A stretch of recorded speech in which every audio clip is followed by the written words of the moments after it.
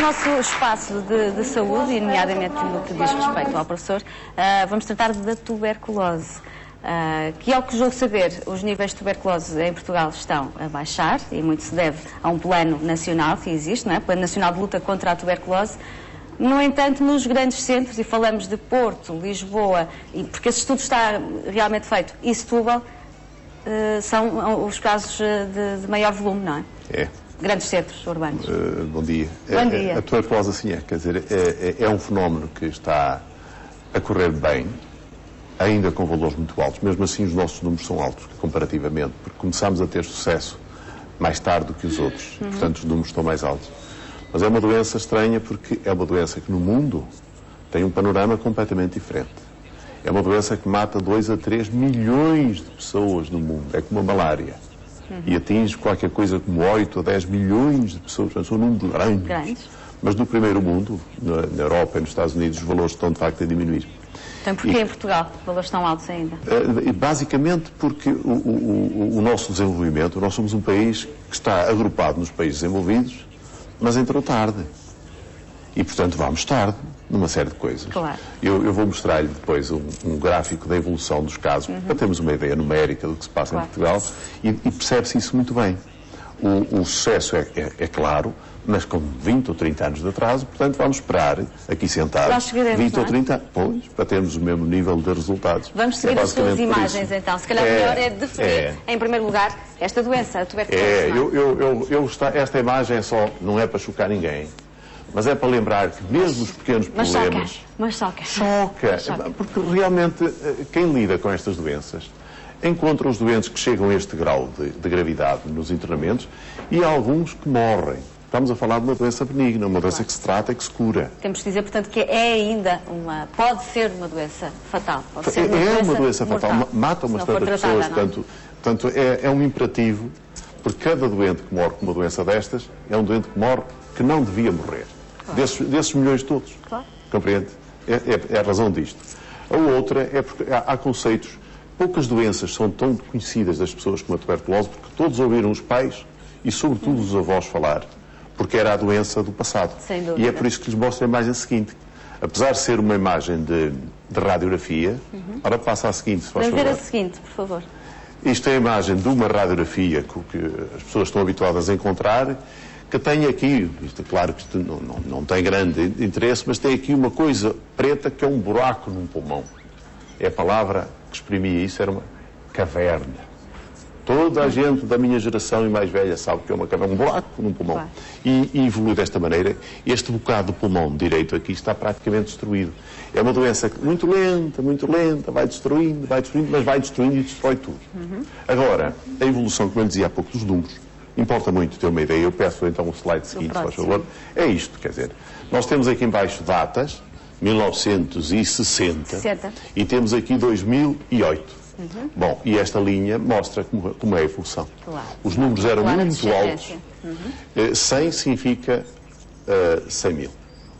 E 30, o valor em que está nesta altura já é um valor muito pequeno. Já é qualquer coisa como 3 mil, já não chega a 3 mil casos por ano. Se compararmos com a diabetes, com a asma, estes são números pequenos. E são valores que tendem a baixar ainda mais. Mas é exatamente o que eu queria mostrar. Em casa, as pessoas estão habituadas a ouvir falar nestas doenças como estando a aumentar, porque a comunicação social, um telejornal, só fala nisto quando aparecem 4 casos juntos num lado qualquer. Exatamente. E, portanto, nesse momento aumentou naquele sítio. Compreende? Claro, e cria sempre a ideia de que é qualquer coisa de explosivo. Felizmente não é. Nós vamos atrasados. A Europa está aqui mais abaixo, a Europa Central. Porque teve este mesmo percurso começando uns anos antes. Mais cedo, não é? Mas nós estamos, nesta altura, a fazer um esforço grande, nacional, perturbados por causa da situação económica que não é boa nesta altura. Os sem-abrigo são numerosos, a SIDA complica isto consideravelmente também, e a droga. As pessoas que naturalmente estão dependentes da droga têm muita dificuldade depois em aderir ao tratamento de 6 meses que é a tuberculose. E, portanto, complica um bocado esta curva. Mas, apesar de tudo, isso é um grupo de risco muito mais suscetível a contrair esta doença, não é? São duplamente, o pior, eles são mais, sobretudo os doentes da SIDA, são muito mais. Muito depois, claro. Mas, sobretudo, os outros doentes, os doentes sem abrigo e os doentes das toxicodependências, são doentes que não se tratam. E cada doente destes que andar na comunidade, sem se tratar, isto não é uma doença como as outras, porque contagia. Claro. Cada doente que se nega a tratar e andar por aí, anda a Está a contagiar outra... Exatamente. O resto da população. Mas o panorama que eu queria deixar ficar é de que as coisas estão a correr bem. E queria dar 2 ou 3 conselhos, obviamente. Obviamente, estamos à espera disso, professor. É o último slide, porque é preciso chamar a atenção disto. O que é que pode fazer uma pessoa pensar que pode ter um problema destes? É ter uma febre de muito tempo. Pode não ser tuberculose, obviamente, e geralmente não é. Claro. Mas se uma febre dura mais de uma semana, deve obrigar as pessoas a ir procurar a razão dessa febre. Claro. Não quer dizer imediatamente que estamos com tuberculose, porque a febre pode ter origem em muitos problemas, coisas. Não é? De qualquer maneira, a gripe dá 3, 4 dias, compreendo, quer dizer, não é uma coisa tão simples como a gripe. Não é uma semana, não é? E, portanto, obriga a procura. Claro. Depois, esta coisa ainda mais complicada, a tosse. Associada à tosse? É porque quase invariavelmente a tuberculose dá tosse. E a tosse tem uma importância particular na tuberculose porque é a tosse que propaga a doença. É por aí que se faz o contágio. Um doente que tem tuberculose e tosse é alguém que daqui para aí chega com os bacilos. E o problema é que a tosse é uma coisa muito banal. Dentro desta sala ouvimos tossir de vez em quando. Como é que eu vou saber que a pessoa que está à minha frente está a tossir? Não tem processo. Tem tuberculose ou não? Não tem processo, mas é bom que a pessoa que tosse muito tempo, estão aqui 3 semanas, bom, se tosse 3 semanas, sem uma explicação qualquer, se não é um tossedor habitual por ter asma, bom, deve procurar ajuda, deve procurar esclarecer o que se passa aqui. E depois isto, perda de peso sem nenhuma razão aparente. Toda a gente sonha perder peso hoje. E quando se faz um esforço para normalmente perder... é preciso fazer alguma coisa. Pois, e portanto, e se perde peso fazendo o esforço, não tem significado. Está bem, está tudo certo. Claro. Mas às vezes as pessoas começam a perder peso sem nenhuma razão. E naturalmente voltamos ao mesmo. Pode não ser tuberculose, mas pode ser um tumor, pode ser qualquer coisa importante que é preciso atingir. E a última, que é talvez a mais importante, que é o contacto recente com o doente contagioso. É aqui que está a chave do sucesso, que é pegar em cada doente contagioso e ir procurar nos contactos dos conviventes, na família, nos amigos, rastrear casos de tuberculose. E encontram-se.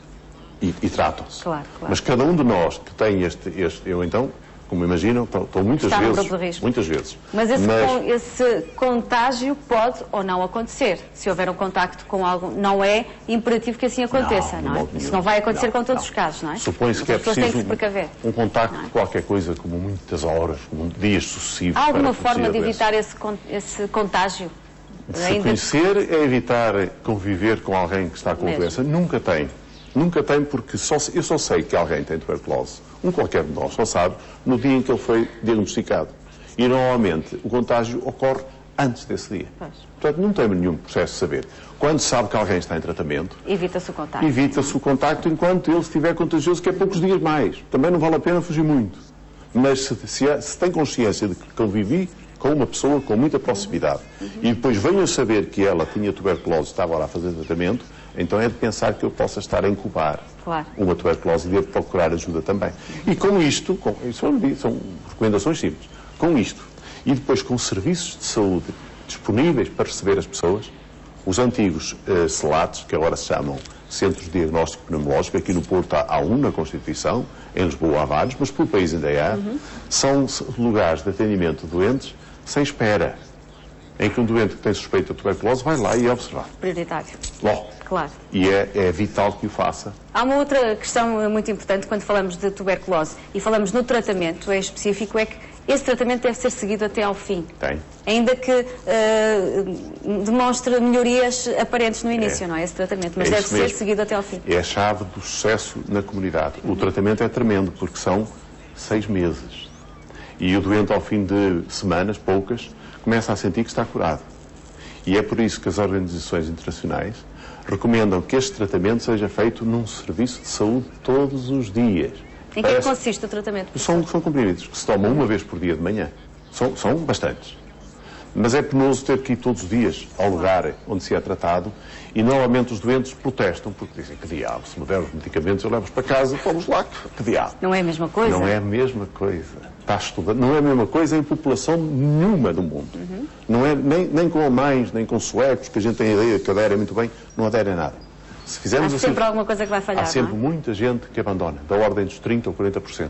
E estamos numa doença em que se tem que curar todos, sob pena de continuar a contagiar a população. Exatamente. Daí isto é o imperativo. último... A cura. É exatamente este aqui. Professor, nós temos ao telefone Irene Martins, que eu penso que conhece muito bem, foi sua paciente. Muito bom dia, Irene. Muito bom dia. Olá, Irene, quer falar-nos do seu caso? Era sim. Olá, Sr. Doutor, muito Olá, bom dia. é. Para além de prazer, é uma alegria enorme, porque posso ser que hoje me encontre ainda viva, porque mais ou menos foi no ano de 79, da entrada no Hospital São João, e foi o Sr. Doutor que me realmente tratou, porque fui entrar de urgência, onde havia o Sr. Doutor que por ele eu tinha vindo embora, que não havia vaga. Mas a partir do momento que o Sr. Doutor viu o meu raio-x, eu tinha na altura 21 anos, estava casada há um ano, tinha uma menina de 5 mesinhas, um bebê, e o Sr. Doutor disse, esta menina não pode ir embora.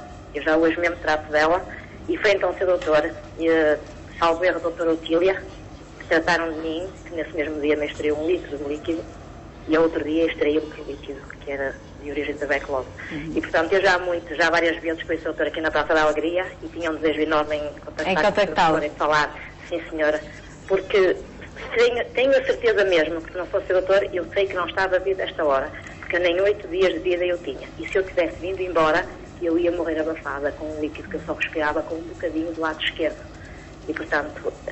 Irene, que sintomas apresentava que a levaram ao médico? Muita fadiga, muito cansaço, não tinha tosse, era uma coisa que na altura admiravam-se, não tinha expectoração, mas dava uma caminhadazinha e ficava cansada, e depois tinha aquela bebé de 5 meses que aquilo era uma bolinha de carne e eu nem sequer podia pegar nela. E era uma fadiga já muito grande, eu já fui mesmo num extremo, até eu estar deitada na câmara, eu não tinha disposição, não estava bem de maneira alguma mesmo, não tinha posição de maneira alguma.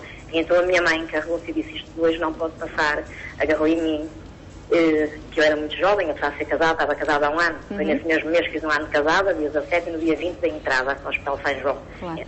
Alguma vez suspeitava que podia ser tuberculose? Nem lhe passava pela cabeça? Nunca. A minha mãe, antes de eu ir ao hospital, levou-me um médico, o Sr. Dr. Cardoso, que era na Ariosa, que já é falecido, era um senhor já de muita idade, era médico da família, e onde ele viu como é que eu estava, meteu-me à rádio que espia, e onde ele disse para a minha mãe, a tua filha está um pleno, e passou-me uma carta imediatamente de urgência, e foi então que esse senhor doutor, eu posso até dizer que foi um santo, eu acho que foi que me apareceu, porque se não fosse o senhor doutor Agostinho Marques, eu tinha vindo embora pelo mesmo caminho.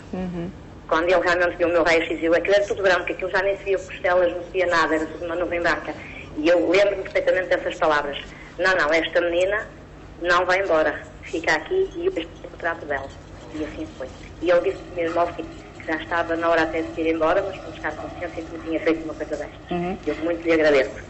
O tratamento é moroso, não é? Pois, como já ouvimos, são 6 meses, pelo menos, Sim. E que não se pode abandonar, não é?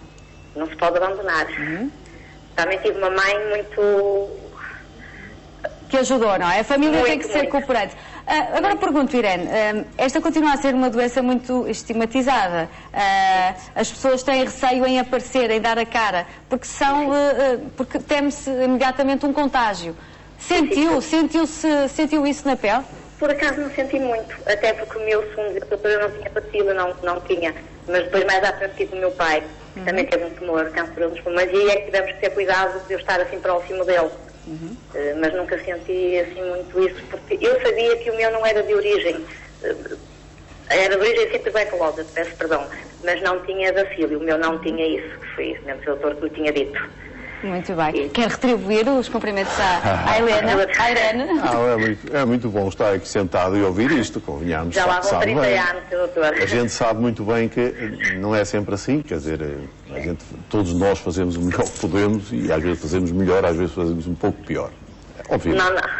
Mas no caso desta senhora, porque se percebe, é uma forma de tuberculose diferente desta. Pois, era isso que lhe perguntava. Não apresentava, por exemplo, a tosse. Não, nem a imagem que mostrei ali corresponde. Esta questão das cavernas, porque eu escolhi a forma mais banal, que é a contagia. Mais frequente, sim. Esta pelo que descreve, é uma tuberculose na pleura. É uma acumulação de líquido. Sim. E de facto, como muito bem diz, esta forma é muito menos contagiosa. E obriga a picar, a retirar líquido e a biopsar. Exatamente. E, portanto, obriga a internamento por isso, porque na grande maioria dos doentes de tuberculose, a esmagadora maioria... É o chamado retirar líquido do pulmão, é isso? Sim, é muito comum nas tuberculose de pessoas jovens, como ela era. É muito comum. E corre muito bem, quer dizer, como correu, fica sem marcas, fica sem nada. E portanto, está tudo certo. eternamente agradecida. Irene, um grande beijinho para si e felicidades para a sua filha. Muito obrigada, doutora. Um beijinho. Eu devo muitos anos de vida e saúde, porque eu tenho mesmo a dizer, não é só porque estou a falar em televisão, a minha vontade era há muitos anos, até a minha mãe disse, estou até ao consultório do seu doutor, sempre que eu estou na televisão eu digo, foi este senhor que me salvou a vida, este homem. Falo sempre, está aqui a minha mãe ao meu lado neste momento, está a ver, mas foi, doutor, porque se não fosse assim eu tinha vindo embora pelo mesmo caminho, eu recordo-me precisamente bem disso. E o doutor disse mesmo com todas as palavras, nunca achei, essa menina não vai embora, sou eu mesmo. Chegou em boa altura ainda, não é? Foi sim. Irene, chegou hoje o dia então também de agradecer. Um beijinho para si. Muito obrigada. Obrigada. Professor, é curioso porque há coincidências incríveis neste programa. Nós também, já a seguida, vamos ter mais duas convidadas. Uma delas é Cristina e vai falar-nos de flores e de arranjos florais, até porque se aproxima o Dia de Fiéis, que também é uma jovem e que também teve tuberculose e que gostaria de deixar aqui o seu testemunho. E Cristina, não se importa de entrar? Está aqui deste lado. Ao bocado vi ali em frente. Olá, Cristina. Pode sentar. E porquê é que eu fiz entrar a Cristina? Também porque a Cristina manifestou essa vontade. Porque não é normal estes doentes, estes pacientes, quererem aparecer, quererem dar a cara e dar o seu testemunho. Precisamente pelo estigma. Porque ninguém gosta de dizer, nem ninguém normalmente diz que tem tuberculose ou que teve. Não é assim, Cristina? Sim, sim. E obrigada por estar aqui. Por isso é que, quando eu vi o tema, porque eu fiquei curada há 2 meses, portanto, tem muito pouco tempo. E no fundo fui contaminada por esse preconceito das pessoas terem a tuberculose e não dizerem assim, eu tenho tuberculose, porque não tem problema nenhum. As pessoas só têm que usar uma máscara durante aquele período de contágio, que supostamente será 20 dias, 30 dias, 10 dias, e a partir daí podemos fazer uma vida normal. Agora, o que eu acho que as pessoas não têm o direito é de prejudicarem a vida das pessoas. No meu caso, eu tive sem trabalhar 1 ano. Eu tive 9 meses em tratamento. O que foi muito mal, muito mal. E acho que, sempre disse publicamente, eu tenho tuberculose. E usei a máscara e enfrentei e fui rejeitada socialmente. Tive situações muito caricatas. E eu acho que era importante as pessoas saberem, não é? Sim, e dar o meu testemunho e dar a cara. É possível mantermos a nossa vida, também se nos precavermos até para proteger os outros. Mesmo porque se eu tenho tuberculose, eu também não quero contaminar a ninguém. Obviamente. Portanto, se não quero contaminar ninguém, se não quero prejudicar ninguém, sinto-me no direito de dizer assim, eu estou doente, eu tenho tuberculose. Portanto, eu estou com máscara, eu não contaminei ninguém, nem o meu marido, ninguém. E acho que é muito mau. Professor, sabemos que o diagnóstico atempado é meio caminho andado também para o sucesso do tratamento. A doença cura, desde que cumprida a terapêutica, cura praticamente em 100%. Por acaso, o seu exemplo é bom para documentar aqui, porque eu mostrei uma imagem dramática de propósito. Claro, alguém começamos morrer, pelo pior, não é? E na realidade é uma doença compatível com esta qualidade de vida. Quer dizer, a pessoa é tratada, é curada, poucas doenças se curam assim de uma maneira tão categórica, curado mesmo, carimbo, e fica sem filho como não estava antes. Isto é bom.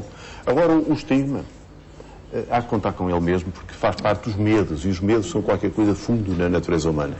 E é ancestral, quer dizer, são muitas gerações em que era a doença que matava toda a gente, e matava a família inteira. Pergunto, até porque de certeza que é uma pergunta que quem nos está a ver está a colocar. É algo que depende de comportamentos de risco? Há mais pessoas que têm predisposição para desenvolver esta doença, até geneticamente? Não. Tem a ver com comportamentos nossos? Não, a doença é mais frequente em toxicodependentes, em sem-abrigo, é mais em franjas sociais marginais. Mas é muito democrática. Não há ninguém que esteja livre de a ter. Porque basta que uma pessoa, um de nós os 3, na proximidade tenha tuberculose, para poder de facto contagiar. A tuberculose com as tais cavernas. Outra questão, poderá ter a ver ou ter origem numa gripe mal curada que degenera em tuberculose? Isto são algumas das perguntas que sim, até já vi cartazes a dizer isso. Uma gripe mal curada era uma convicção que havia no passado. Mas não tem relação. É outra coisa, é outra realidade, é outro micróbio, não tem nada a ver. Nada a ver. Compreende? É outro departamento. Outra coisa também, que é um outro pavor, porque são as coisas que vêm de trás, propaga-se pelo ar, daqui para aí. E não por outra via qualquer. As pessoas têm a tradição de afastar a louça, os talheres, não têm a menor o menor sentido, porque não é por aí que se propaga. Não vale a pena. O problema é o ar, é partilhar o ar. E por isso a máscara, muito bem. Exatamente. Naqueles tempos em que está ainda a eliminar bacilos, suponho que era uma forma do género da que falei e não da senhora que falou de casa, não tiraram líquido. Presumo. Não, a mim não me tiraram líquido. E, portanto, durante algum tempo foi contagiante. O problema é que até ao dia em que fez o diagnóstico, passou a saber e passou a usar a máscara, já andava a eliminar bacilos. Pois. E é esta cadeia que faz com que as comunidades continuem a ter a doença durante muito tempo. E eu penso que o grande problema é, no meu caso, porque eu ia todos os dias, portanto, fazer medicação, como é óbvio, as pessoas estavam contaminadas e eles obrigam a usar a máscara. E tinham a máscara, saíam de lá, a primeira coisa que faziam era retirar a máscara. E andavam assim, ou seja, automaticamente estavam a contaminar outras pessoas. Isso vai da consciência também de cada um. Mas é sempre pior o tempo anterior ao medicamento, porque a partir do momento em que tomam o medicamento, os próprios bacilos já não contagiam tanto. Portanto, o que é fundamental é as pessoas, quando têm sintomas ou tiveram contágio, procurar ajuda e começar cedo. Claro, imediatamente. Para não ficarem muito atingidas, para ficarem assim bem. Professor, e para não contagiarem os outros. Obrigada por mais esta explicação. Cristina, muito obrigada e até já. Até já.